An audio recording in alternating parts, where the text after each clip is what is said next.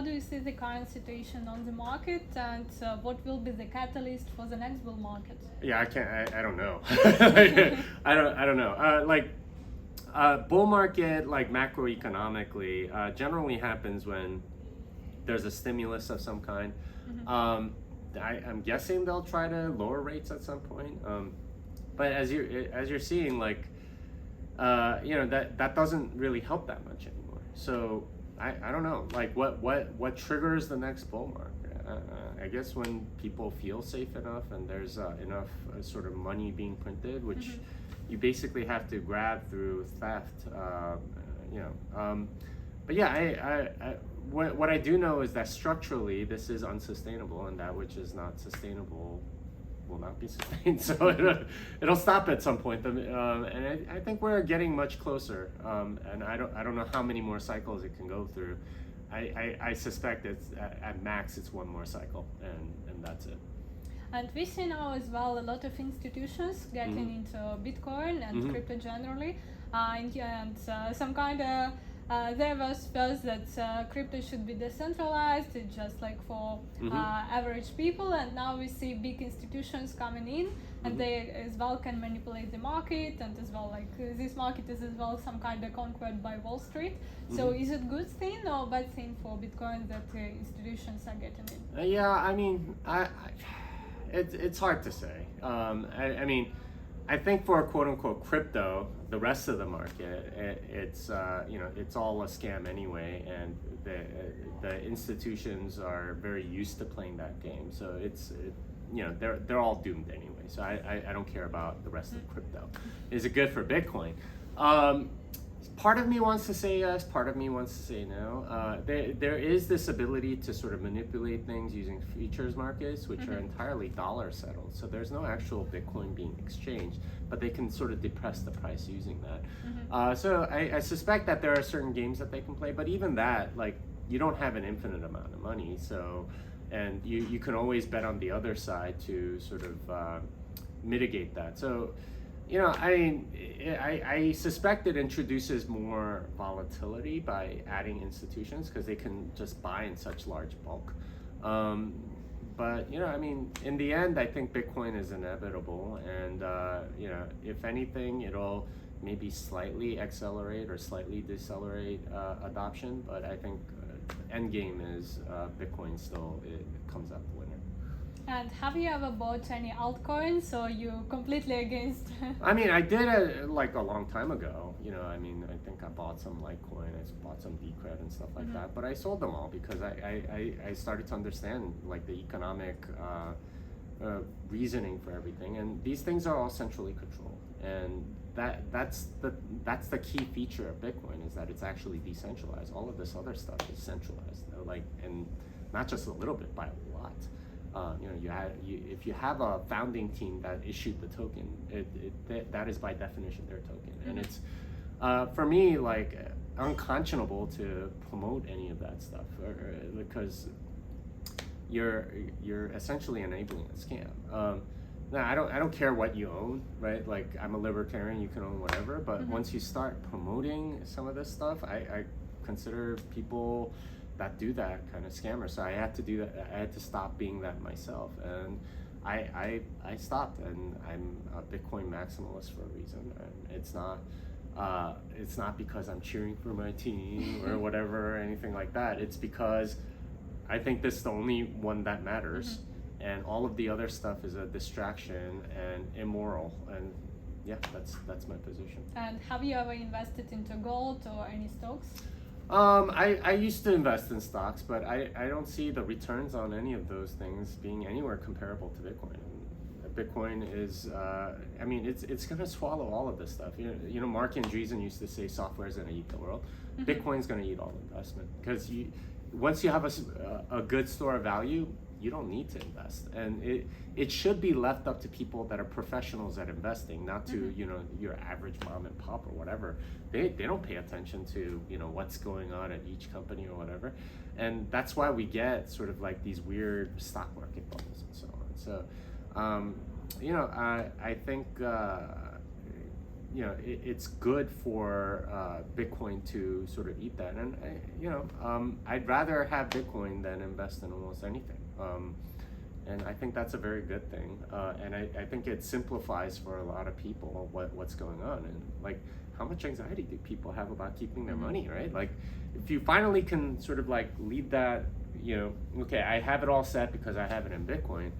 Well, now you have your mind free for everything else. And honestly, that's a huge productivity drain from the economy, because there are all these people that have made a lot of money providing a good service or something to the market, and then they made all this money. Now, like, they spend all their time trying to keep it by investing it or whatever, and they can't make new goods and products, right? Like, that to me is tragic, because these are some of the most productive people in the economy, and you've trapped them in this cycle of trying to keep their money, because otherwise it gets inflated away from them. So having a different system where you can sort of store money, I think would be way better for civilization. And that's I think it's way better than stocks. And and gold's another story. I just think it's way too centralized and way too prone to manipulation, so I don't do that. But Bitcoin is some kind of now a safe investment, and like, you got in quite early, so for you it gave quite good returns. But for somebody who just gets in at like 20K price, Bitcoin wouldn't go that much up. Maybe it will make like 3 times more, 5 times more, 10 times more, but it won't be that much as, for example, some new altcoins can give the returns. Well, I mean, the new altcoins don't add any value, and it's all based on like a Ponzi scheme speculation. What are your thoughts about Ethereum? Yeah, I mean, that was a Ponzi scheme, right? Like the people that issued it, right? They printed it out of nothing, right? They had something like an 80% pre-mine. I consider Ethereum highly immoral. I don't think it's a valid investment whatsoever. It's not decentralized in any way. It's centralized at multiple different points. So it's just a bunch of people being their own central bank. I don't see how that's good or beneficial to society in any way whatsoever. In fact, it's detracting. What about DeFi use cases and all these smart contracts? Well, if you actually read Only the Strong Survive by Alan Farrington, who I believe is here, then you realize it's built on nothing. It's a giant nothing burger. It's pushing paper around. It's taking money from the poorest of the poor. It's not. It's an entire shell game that VCs who get in very early on these DeFi protocols or whatever, and then the poor suckers left holding the bag are retail. It's a way of transferring from the poor, the retail people, to the VCs.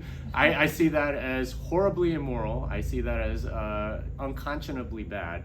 And this is what Ethereum enables. It's the exact same thing as the fiat game, where the rich get richer at the expense of the poor by stealing from them.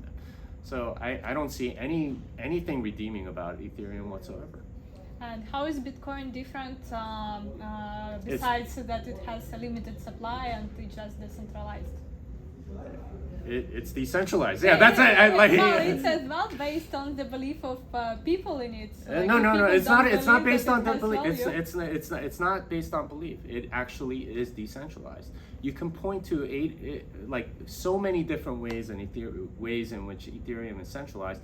That difference between centralization and decentralization is huge, because as soon as it's centralized, then somebody else gets to figure out what's going to happen with the currency. So the Federal Reserve, right? They get to control the dollar. The fact that they can is the reason why it's so crazy and unstable or whatever. And same thing for Ethereum. The fact that there is a central controller, that's the whole game, right?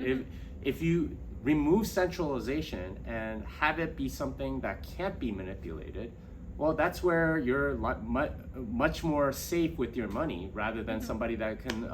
Vitalik could issue 100 million Ethereum tomorrow if he wanted to. I'm not saying he will, but there could be certain circumstances under which that would make sense for him. I mean, say the Russian government kidnaps his family, right, and says you have to issue 100 million Ethereum to us, or else we're going to kill them. I mean, he might very well do that, right? And these are sort of like the tail risks that you run with centralization. It's always at the edges that things break. And with a centralized coin, then you have these things. So it's really no different than fiat money, all of these altcoins, especially ones like Ethereum.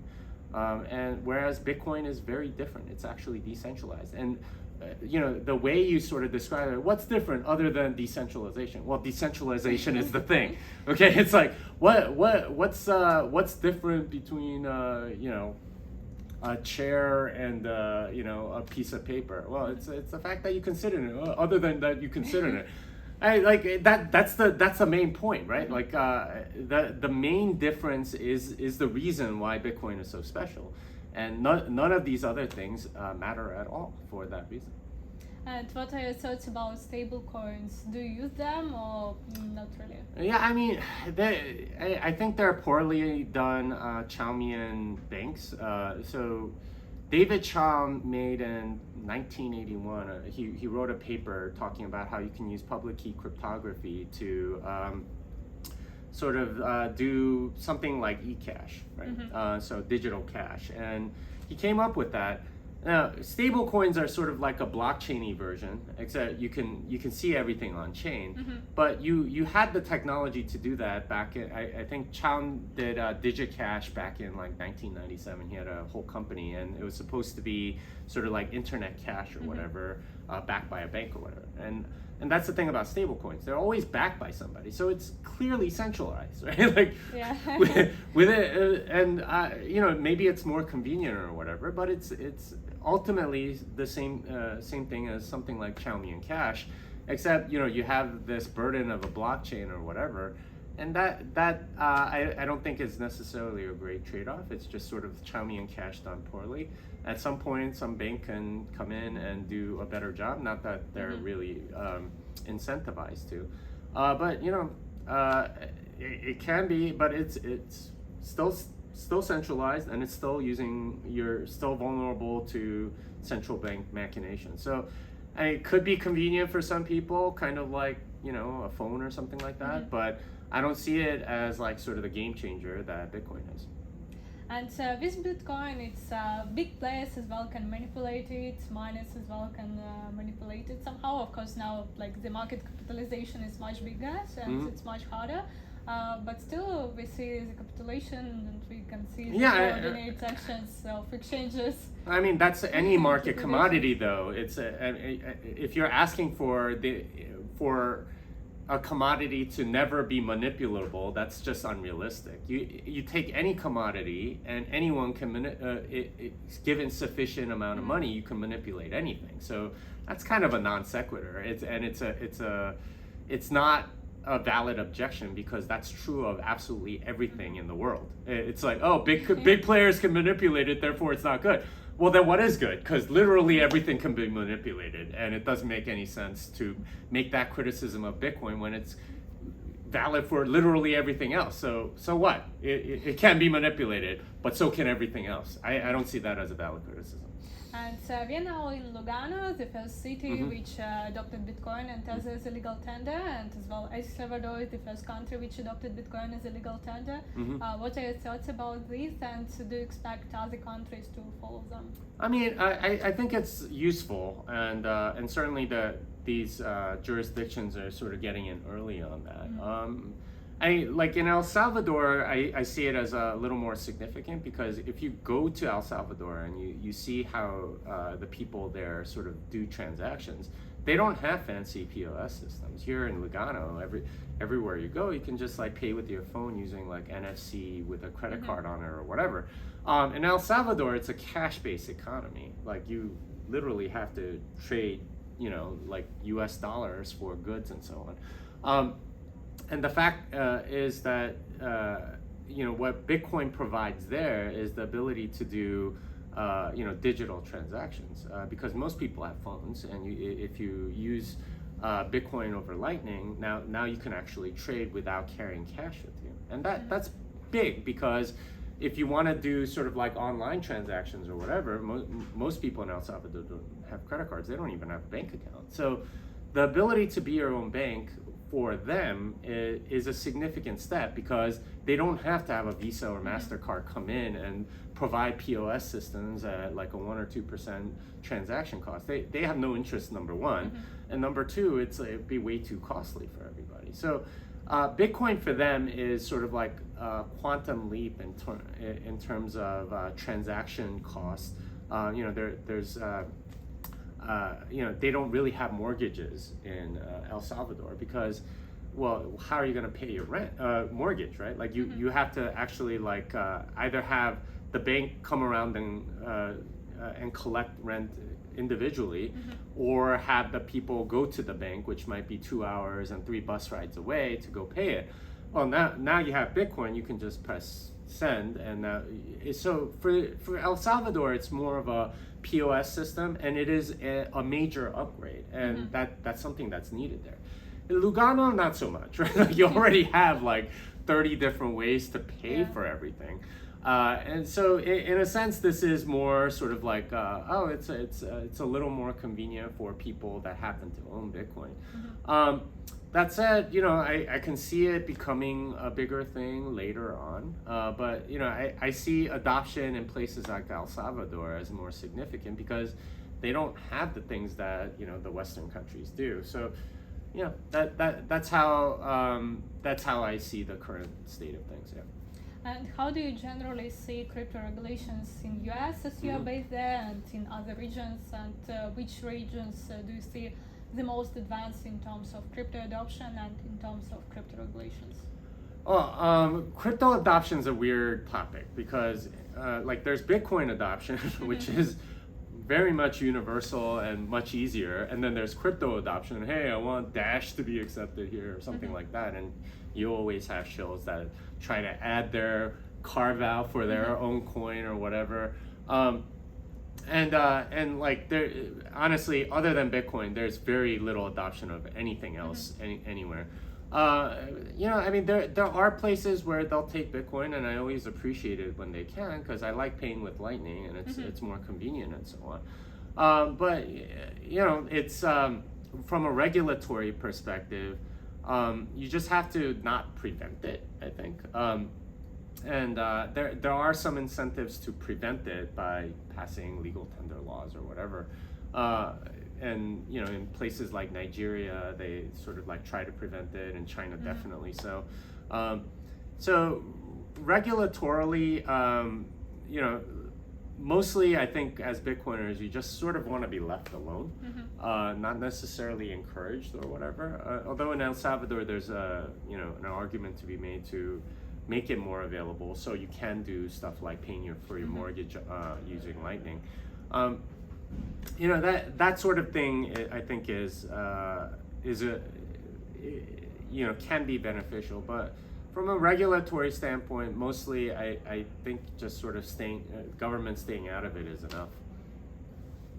Yeah, thank you for sharing your thoughts and such interesting conversation, and standing your point on Bitcoin and why it's the only cryptocurrency for you.